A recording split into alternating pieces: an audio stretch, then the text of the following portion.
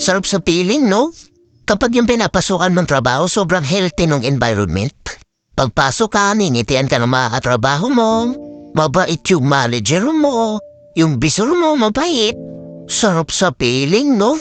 Yung mga katrabaho mo, paparamdam nila sa'yo na belong ka talaga dun sa trabaho na yun. Pantay-pantay ang turingan. Walang toxic na katrabaho. Ang sarap, no?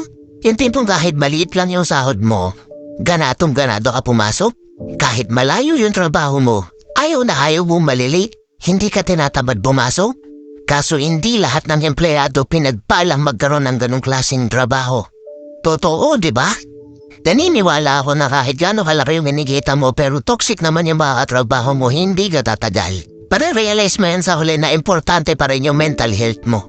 Papasok ka pa lang sa trabaho, gusto mo nang umuwi.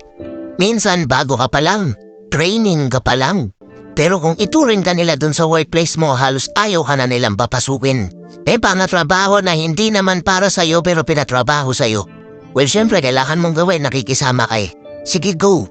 Ang hirap pag wala kang battle, wala kang kakilala sa loob, patay ka. Kasi merong ibang workplace na masaya na sila dun sa circle nila. Ngayon, pumasok ka dun sa trabaho na yon bago ka hindi ka nila tanggap.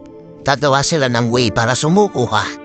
Hindi naman nila dapat pag-usapan yung buhay mo doon pero pankichismisan ka nila.